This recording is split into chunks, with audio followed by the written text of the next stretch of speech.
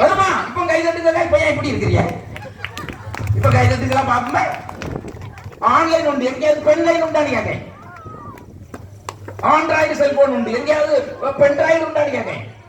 பெரிய அபார்ட்மெண்ட் உண்டு, எங்கேயாவது அம்மான்மெண்ட் உண்டான்னு கேட்க.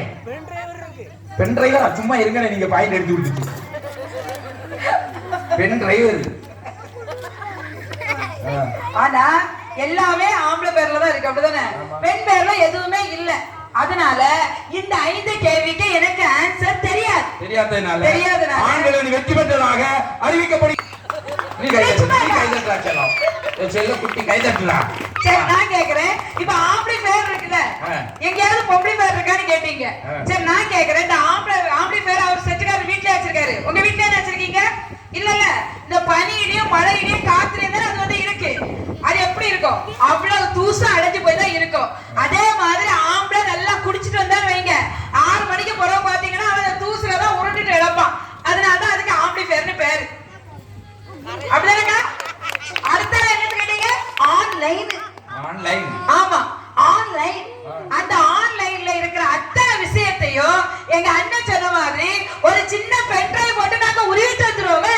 அப்புறம் அந்த ஆன்லைன் இருந்தா என்ன, இல்லாம போறானேயா? ஆனா உன் பொம்பளை பத்திய காமிச்சா பத்தியா? இருமா, இன்னும் இருக்கு. கரெக்டா உருவதுல கரெக்டா இருப்பா, பாத்துக்கிட்டு. அடுத்தது ஆம்புலன்ஸ் வரும். ஆம்புலன்ஸ் உண்மையில ஆம்புலன்ஸ் வரும். அந்த ஆம்புலன்ஸ்ல யாருக்கா வருவா? நம்மளுக்கு வந்து ஃபர்ஸ்ட் எய்ட் பண்றதுக்கு யார் இருப்பா? நர்ஸ். நர்ஸ் தானே ஆம்புலன்ஸ் வரணும் கேக்க. டிரைவர் வந்து அந்த ஃபர்ஸ்ட் எய்ட் பண்றாங்க. ஆம்புலன்ஸ்க்கு முதல் தேவை நர்ஸா டிரைவரா? அத கைதட்டு தம்பி.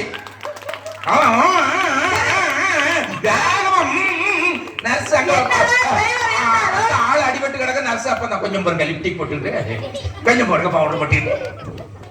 என்னதான் டிரைவர் இருந்தா எங்க நர்ஸ் இருந்தாதான் அந்த ஆளை காப்பாத்த முடியுமா? இல்ல காப்பாத்துவாங்க. ஆமா, நான் காப்பாத்த மாட்டோம். வேற என்னன்னு கேக்கேன். அதனால ஆண்டனா. என்ன ஆண்டனா? ஆண்டனா முன்னாடி இல்ல, எங்க இருக்கு? அது துணி காய போடுங்க. ஆண்டனால இப்ப கலக்கியாச்சு. அதே மைக்க ஆன் பண்ணாதான் பேச முடியுமா? ஆனா இந்த சமுதாயத்தை திருத்தன்னா எங்க பெண் இருந்தா போதுங்க. இந்த சமுதாயத்தை திருத்த எங்க பெண்ணு தான் வேணுமே தவிர இந்த ஆண் தேவையே கிடையாது. கைதட்டுங்கக்கா. வேற எடுத்து நாங்க எழுதுனாதான் அந்த சமுதாயமே திருந்தோம். பெண் சமுதாயத்தை திருத்த வீட்டை கூட பெருக்க மாட்டேங்காங்க. இன்னைக்கு வீட்டுக்குள்ளேயே திருத்த மாட்டேங்காங்க. ஏன்னா ஆமா, நல்லா பெருக்குதானே. நீ நல்லா பெருக்குவாங்க. நீ பெருக்கி தானே இப்படி பெருத்து போயிருக்கா. முதல்ல நான் கேட்க, ஒரு பொம்பளைக்கு நல்ல முதல் தேவை என்னது? என்ன சொல்லு தம்பி. ஒரு பெண்ணுக்கு முதல் தேவை என்னது? அவன் வைக்கப்படாது. உனக்கு நயன்தாராவை கல்யாணம் பண்ணிடுவேன். முடிஞ்சாச்சு சார், சும்மா இருக்குங்க. முதல்ல ஒரு நல்ல திருமணமான பொண்ணு அப்படின்னு சொன்னா நல்ல வாய்க்கு ருசியா சமைக்கணும். உண்மைதானக்கா? நல்ல ருசியான பண்டங்களை நொடி பொழுதில் சமைத்திடுவாள். அவள் உத்தம பொண்ணு, அவள் பத்தினி கண்ணு, அவள் குடும்பத்தின் பொண்ணு சொல்லிருக்காங்களா இல்லையா? நான் இன்னைக்கு கேக்குறேன், இங்க பெரியவங்களா விடுங்களா, நிறைய சகோதரிமார்கள் 2000க்கு பிறகு கல்யாணம் பண்ணவங்க எல்லாம் இருக்கீங்கல்ல, உங்கள எத்தனை பேருக்கு ஒழுங்கா உனக்கு முதல்ல ரசம் வைக்க தெரியுமா? ரசம் வைக்க தெரியுமா? சொல்லி ரசம் வைக்க என்ன சொல்லு பாருங்க. ரசம் வைக்கிறது எப்படிக்கா சொல்லுங்கக்கா. சொல்லுங்கக்கா, சொல்லி கொடுங்க. இல்லக்கா, நானே சொல்றேன். ஆனா விஷம் வைக்க சொல்லுங்க, கரெக்டா வைப்பா பாத்துக்கிடுங்க. இல்ல ரசம் வைக்க நான் சொல்றேன். பூண்டு இருக்குல்ல, பூண்டு. ஆமா, பூண்டு. ஆமா, அந்த பூண்டு, அப்புறமா நல்ல மிளகு, அப்புறம் ஜீரகம் இதெல்லாம் நல்லா அம்மில வச்சு அரைக்கணும். இல்லன்னா மிக்ஸில போட்டு அடிக்கணும்.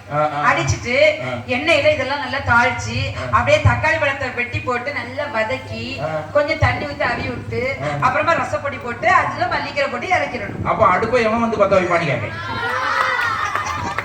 முதல்ல அடுப்பை பத்த வைக்கணுமா வேண்டாமா? கேஸ் சிலிண்டருக்கு எவன் பணம் கட்டிக்கிட்டு இருக்கான்? யார் பணம் கட்டியா? அன்னைக்கு சிலிண்டர் மாத்தம் சித்ராகாட்ல நடந்த உண்மை.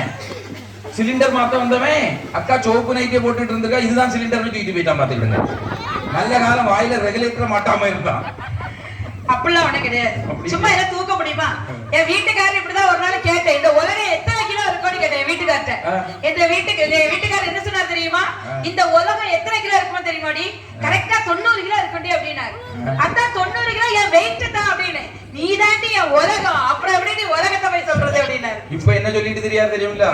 உலகம் என்னைக்கு அழிவுன்னு தெரிய மாட்டேங்குவே. அப்படிலாம் அவர் சொல்ல மாட்டாரு. இதாவது பரவாயில்ல, எனக்கு ஒரு 2 மாசத்துக்கு முன்னாடி திடீர்னு நெஞ்சுவலி வந்துருச்சு. ஆமாக்கா, திடீர்னு நெஞ்சுவலி வந்துருச்சு. உடனே என்ன ஆம்புலன்ஸ்ல ஏத்தி ஹாஸ்பிடல் கொண்டு போயிட்டாங்க. டாக்டர் என்ன செக்அப் பண்ணி பார்த்துட்டு என்ன சொன்னார் தெரியுமா? சித்ரா உங்க இதயத்துல ஒரு ஓட்டை அப்படின்னு சொன்னாரு. உடனே ஆபரேஷன் பண்ணணும்னு சொன்னாரு. அழாத நிஜமா இதயத்துல ஒரு ஓட்டை, உடனே ஆபரேஷன் பண்ணணும்னு சொன்னாரு. நான் சொன்னேன் நீங்க ஆபரேஷன் பண்ணிடாதீங்க டாக்டர் அப்படின்னு. அவரு ஏமா சொல்றீங்க அப்படின்னு கேட்டாரு. நான் என்ன சொன்னேன் தெரியுமா? அந்த ஓட்டை என்ன ஓட்டை தெரியுமா? என்ன ஓட்டை தெரியுமா? என் வீட்டுக்காரர் டெய்லி வந்துட்டு போற வழியே அந்த ஓட்டை தாங்க. கொஞ்சம் மண்ணாரி தட்டுங்க கை. வீட்டுக்காரரு கேட்டீங்களா ஒரு ஓட்டை வச்சிருக்காங்க. இதயத்துக்குள்ள இருக்கிறவங்க அது கொஞ்சம் சிமெண்ட் ஜல்லியை கொண்டு வாங்க, அடைச்சு விட்டுருவோம். வீட்டுக்காரரு ஓட்டை வழியெல்லாம் வந்துட்டு போறாரா? அந்த காலம் சிரிப்பு தாங்க முடியல. வீட்டையே ஓட்டையாக்கி வச்சிருக்கு. அப்பெல்லாம் ஒண்ணும் கிடையாதுமா. இந்த இதயத்துல அவர் இருக்கணும், அதனாலதான் அப்படி சொன்னேன். இன்னைக்கு எல்லாம் காலையில என் மனைவிட்ட கேட்டேன், ஒரு டீ போட்டு தானி கேட்டாக்கா, டீ போட்டு தானி கேட்டேன். உடனே அவ கேக்கா, கேபிட்டல் டீயா சுமால் டீயான்னு கேக்கா. விளங்குன்னு நினைக்காத தம்பி, நீ ஒரு டீ கொண்டு வந்தா, டீல ஈ ஆடிக்கிட்டே இருக்கு. உடனே கேட்டேன், ஏண்டி டீல ஈ ஆடிக்கிட்டு இருக்குன்னு. உடனே தான் சொல்லா, நீ கொண்டு வர சம்பளத்துக்கு டீல ஈ ஆடாம டிஸ்கோ சாண்டியா வந்து நின்னு ஆடுவா. இந்த டீ எந்த நாய் குடிக்கும்னு கேட்டேன். எந்த நாய்? அதான் நானும் கேட்டேன், இந்த டீ எந்த நாய் குடிக்கும்னு கேட்டேன். 12 வருஷமா எந்த நாய் குடிச்சுக்கிட்டு இருக்கோ அந்த நாயே குடிக்க சொல்லு. நாய் பொழைப்பு ஆகி போச்சு இன்னைக்கு கல்யாண நாள்ல இருக்கு. அப்படியெல்லாம் டீ கேட்க கூடாதுமா. இப்ப எங்க வீட்டுக்காரத்த நான் ஒரு டீ போட்டு கொடுத்தேன். காஃபி டீல வந்து ஒரு ஈ விழுந்திருந்து. என் வீட்டுக்காரர் அந்த ஈய பார்த்ததும், சித்ரா டீல ஈ இருக்கு வந்து பாரு அப்படின்னாரு. நான் டீய பார்த்தேன், ஈய பார்த்தேன். உண்மையிலே இன்னைக்கு கொன்னுட்டாருன்னு நினைச்சக்கா. அவர் என்ன சொன்னார் தெரியுமா? நான் தான் உன் டீக்கு மயங்கிறேன்னா இந்த ஈ மல்லவா மயங்கி விட்டதுன்னு சொன்னார் பாத்தீங்களா? அப்படி புகழ்ந்து பேசினாலும் குடும்பம் சந்தோஷமா இருக்கும். கதிரே இல்லாம நானே வாழ்க்கை தியாகம் பண்ணி வாழ்ந்துட்டு இருக்கேன்மா. உண்மையிலே வாழ்க்கைய கல்யாணத்துக்கு வர பெண்கள் தியாகம் பண்ணி தானே வாழ்ந்துட்டு இருக்கோம். உண்மையை ஒத்துக்கங்கக்கா. அவங்களே ஏத்துக்கிட மாட்டேங்க. ஆடி பாருங்க, தியாகமா எங்க தியாகம் பண்ணோம்? இப்ப நாளை எவ்வளவு கல்யாணத்துல தியாகம் பண்ணது ஆண்கள் தான். நம்ம தானே தியாகம் பண்ணிருக்கோம். அண்ணன் தம்பியா தியாகம் பண்ணிருக்கோம், அப்பா அம்மாவை தியாகம் பண்ணிருக்கோம், நம்ம நண்பர்களை தியாகம் பண்ணிருக்கோம், ஊரை தியாகம் பண்ணிருக்கோம். அப்ப நாங்க தியாகம் பண்ணாமே வந்தோம். நாங்களே எங்க அப்பா அம்மாவை தியாகம் பண்ணிட்டு உங்க பின்னாடி உங்க வீட்டுக்கு வந்திருக்கோம். எங்க அண்ணன் தம்பியை தியாகம் பண்ணிட்டு உங்க பின்னாடி வந்திருக்கோம். எங்க அக்கா தங்கச்சியை தியாகம் பண்ணிட்டு உங்க பின்னாடி வந்திருக்கோம். ஏன் இவடெல்லாம் விடுங்கம்மா, செல்லமா வளர்த்தாங்க ஜிம்மி நாய்க்குட்டியை கூட விட்டுக்கிட்டு உங்க பின்னால வந்திருக்கமே. வந்து இங்க இருந்து குடும்பத்தை இல்லாமக்கி கடைசியில ஒண்ணு கூட்டிட்டு வருவா பாத்திருக்கீங்களா? அப்படியெல்லாம் கிடையாது. அதுலயும் எனக்கு வீட்டுக்காரி இருக்காளே, அவி அப்பா வந்துட்டா போதும், அவளுக்கு அப்பா வந்துட்டா போதும். எங்க அப்பா வந்துட்டா எங்க அப்பா குதிப்பா, வாடுவா, சாடுவா, ஒத்த கால அடிப்பா, ஆட்ட அடிப்பா, மாட்ட அடிப்பா, கோழி அடிப்பா, அசந்தா என்னையும் தூக்கி போட்டு அடிப்பா. பாத்துக்கிட்டு கோழிய வாங்க, மாட்ட வாங்க, ஆட்ட வாங்க, ஓடுவா ஓட்டம். இது எங்க என் தம்பி வந்துட்டானேங்களா? உங்க தம்பி வந்துருக்கான். எனக்கு ஒரே இருமலா இருக்கும், எனக்கு காய்ச்சல் முடியல. அந்த முக்கு கடையில ஒரு தோசையும் கொஞ்சம் சாயையும் வாங்கி கொடுத்து அப்படியே அனுப்புங்க. அப்படிதான் நடக்குது. அப்படி நம்ம சொல்லுவோமா? அப்படிதான் நடக்குது. அப்படியே சொன்னாலும் அதுக்கு ஒரு காரணம் இருக்குமா? உனக்கு என்ன பிரச்சனை? மேல நீ என்ன அடிக்கடி வேலை பாக்குற? அதுலயும் ஏன் தெரியுமா நாங்க அப்படி சொல்றோம்? பெண்களுக்கு எல்லாம் பிறந்த வீட்டுல உள்ளவங்க வந்தோம்னா ஏன் விழுந்து விழுந்து உபசரிக்க தெரியுமா? இப்ப எங்க அண்ணன் தம்பி வரட்டும், நாங்க ஆட்டை அடிப்போம், கோழி அடிப்போம், நல்லா சமைச்சு எடுத்து கொடுப்போம். எங்க அண்ணன் தம்பி நல்லா சாப்பிட்டு ஊருக்கு போனா ஊர்ல உள்ளவங்க என்ன கேட்பாங்க? சித்ரா வீட்டுக்கு போனீங்களா? சித்ரா நல்லா இருக்காளா? உங்க அத்தா சித்ராவை சந்தோஷமா வச்சிருக்காரா அப்படின்னு கேட்பீங்களா? கேட்க மாட்டீங்களாக்கா? அப்ப என் தம்பி கேட்க மாட்டியா? நீ கேட்கணும் போலாம். அப்ப என் தம்பி என்ன சொல்லுவான் தெரியுமா? எங்க அத்தா எங்க அக்காவை ராணி மாதிரி வச்சிருக்கான்னு சொல்லுவான். இதே இது உங்க அண்ணன் தம்பி வந்து நம்ம கொழுந்தனார் வந்திருக்காங்க, நாத்தனார் வந்திருக்காங்கன்னு சொல்லி நாங்க ஆட்டை அடிச்சு கோழி அடிச்சு சாப்பாடு போட்டா நல்லா தின்னுக்கிட்டு ஊர்ல போய் என்ன சொல்லுவாங்க தெரியுமா? எங்க அண்ணன் மாசம் 1 லட்சம் ரூபாய் சம்பாதிக்கிறான், எங்க அண்ணன் தின்னு தின்னே குடும்பத்தை சீரழிச்சுட்டான்பா. சொல்லுவாங்க சொல்ல மாட்டாங்களாக்கா? கைதட்டு கேக்கா. அப்படிலாம் சொன்னா கைதட்டு கேக்கா. ஆமாக்கா, நீங்க நல்ல நல்ல கைதட்டுங்க. என்ன கைதட்டி இல்ல, ஒரு முடிவுக்கு வந்துருவாங்க. ஒரு முடிவுக்கு வந்துருவோம். இப்ப அவங்க கிட்ட கேட்டாலே நல்ல கைதட்டி இல்லாக்கா, இப்ப முடிவு தெரிஞ்சிடும். இந்த கூட்டத்துல இந்த நிகழ்ச்சிய யாராவது மாமியாரோ மருமகளோ பக்கத்துல இருந்து சேர்ந்து இருந்து பாத்துக்கிட்டு இருக்கோம் அப்படின்னு சொல்லக்கூடிய ஒரு மாமியார் மருமக கை தூங்க பாப்போம். எங்க அக்கா அவளுக்கு கையில கிடக்க. நீங்க எங்க அங்க இருந்து ஓடியாரியா? உங்க மருமக எங்க இருக்கா? நான் பக்கத்துல சொன்னேன். அவ இடையில ஒரு இடைவெளி இருக்கு. பக்கத்துல தெரியாம உங்களுக்கு அது நடக்காது. பக்கத்துல இப்படி ஒரு சேர் விட்டாங்க இருக்கிறிய அந்த எடுத்து வாடி நான் இருக்கேன். செல்லாது செல்லாது செல்லாது. பக்கத்துல அடுத்தடுத்து இடையில ஒரு குத்தகை இருக்காங்க. நீங்க அவ மாமியார் கிட்ட போய் நில்லுங்கக்கா. அவன் இருங்க இருங்கக்கா, போங்கக்கா, போய் நில்லுங்கக்கா. இருந்தா அவன் 5 பவுன் காப்ப கடத்தி தருவா. இருங்கக்கா, நான் கடை தரேங்க. இருங்கக்கா, முடியாது. போங்கக்கா, போய் இருங்கக்கா. போ. இப்போ என்ன சொல்ல போற? மாமியார் மருமகள ஒண்ணா இருந்தே. நான் என்ன சொன்னேன், நீ என்ன செய்ய? இருக்கக்கான்னு சொல்லி வந்து இருந்தாங்கடா முதல்ல. அத கேளு. இருந்தாச்சுமா. நேத்தைக்கு போய் பண்டிகைலாக்கா என் வீட்டுக்காரிட்ட சொன்னேன், நம்ம வீட்டுல தேவையில்லாத எல்லாம் தூக்கி பரங்க மேல போட்டுனேன். திரும்பி பார்க்க எங்க அம்மையை தூக்கி மேல போட்டிருக்கா பாத்துக்கிடுங்க.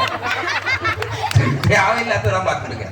ஒரு மாமியாரையும் மருமகளையும் ஒரு ரூமுக்குள்ள அடைச்சி போட்டுட்டு 1 மணி நேரம் கழிச்சு திறந்து பாத்தீங்கன்னா ஒரு 2ல 1 தான் உயிரோட இருக்கும். அவ்வளவு ஒற்றுமை இன்னைக்கு இருந்து. அப்படியெல்லாம் கிடையாதுமா. மாமியார் மருமகள்ல இருந்தா அங்க சின்ன சின்ன பிரச்சனை இருக்கத்தான் செய்யும். இருக்கும்லாக்கா நம்மளுக்குள்ள. அதெல்லாம் ஒரு சின்ன விளையாட்டு மாதிரி. ஆனா பாருங்க, மாமனாரும் மருமகனும் ஒண்ணா இருந்து கோட்டை அடிச்சிட்டு இருப்பான் பாத்துருக்கேன். கோட்டை அடிச்சு ஒரே ஒரு கட்டப்படி வச்சு 2 பேரும் மாறி மாறி மாறி மாறி ஊதிக்கிட்டே இருப்பாங்க. எவ்வளவு ஒற்றுமை தெரியுமா? ஆனா 2 பேரும் ஒரு ரூமுக்குள்ள அடைச்சு போறதா ஒண்ணு உயிரோட இருக்கும், ஒண்ணு செத்து கிடக்கும். இதான் மாமனார் மருமக ஒற்றுமை. என்ன வாரமா? மாமியார் மருமகளும் எப்படிப்பட்டவங்க தெரியுமா? ஒரே தொழுவத்தில் கட்டப்பட்ட 2 மாடுகள் மாதிரி. அப்ப மாடு 2. இருமானே, மாட்டு போக்கல்ல, 2 மாடுகள் மாதிரி. அப்பப்ப நக்கிக்கிடுவோம், அப்பப்ப முட்டிக்கிடுவோம். முட்டிக்க நக்கிக்க. ஆமா. ஆனா அப்படியே பிரச்சனை வந்தாலும் ஒரு விளையாட்டு மாதிரிலாம் ஒன் டே கிரிக்கெட் 2020 மேட்ச். இப்ப எங்க மாமியாருக்கு என் மேல கோவம் வந்துட்டுன்னு வைங்களேன், ஒரு உருண்டை செம்பை எடுத்து என்னென்னமோ இறைவாங்க. அது பவுலிங். இந்த செம்பு என் மேல படாம நான் வீட்டுல இருக்க அகப்பெண்ல அப்படி தட்டி விடுவேங்க. இது பேட்டிங். இந்த செம்பு எங்க வீட்டு காமடுக்குள்ள வச்சு வைங்களா 4, அடுத்த வீட்டு காமடுக்குள்ள வச்சு வைங்களா 6. இடையில புருஷன் வந்தாருன்னா விக்கெட். அதுல மாமனார் வந்தா ஆல் அவுட். அவ்வளவும் விக்கெட்டா தான் விழுந்துகிட்டு இருக்கு. நாங்க விளையாடும் போது நீங்க இடையில வரக்கூடாதுமா. வரமாட்டோம். ஆமா, வரக்கூடாது. பிரச்சனையில இருந்துகிட்டு இருக்கோம். ஆகவே குடும்பங்கள் நல்லபடியாக நடக்கட்டும். பொங்கல் திருநாளில் மீண்டும் ஒரு பொங்கல் வாழ்த்துக்களை நான் சொல்லி, நம்முடைய குடும்பங்கள்ல பல பிரச்சனைகள் இருக்கும். கணவன் மனைவி பிள்ளைகள்னு பிரச்சனை இருக்கதான் செய்யும். இருந்தாலும் அட்ஜஸ்ட் பண்ணி வாழ்ந்துடுங்கனே, வேற வழி இல்ல, பாத்துக்கிடுங்க. அதனால இந்த நிகழ்வினை இவ்வளவு நேரம் ரசித்த உங்களுக்கு எங்களுடைய மனமார்ந்த நன்றியினை நாங்கள் தெரிவித்துக் கொண்டு உங்களிடமிருந்து பிரியா விடைபெறுகிறோம். நன்றி, வணக்கம். அதாவது ஒரு வீடுங்கிறது உருவங்கள் நடமாடக்கூடிய இடமாக இருக்கக்கூடாது, உள்ளங்கள் 2 உறவாடக்கூடிய இடமாக இருக்க வேண்டும். விட்டு கொடுத்தவர்கள் கெட்டு போனதில்லை, கெட்டு போனவர்கள் விட்டு கொடுத்ததில்லை சொல்லி பெரியவங்க சொல்லுவாங்க.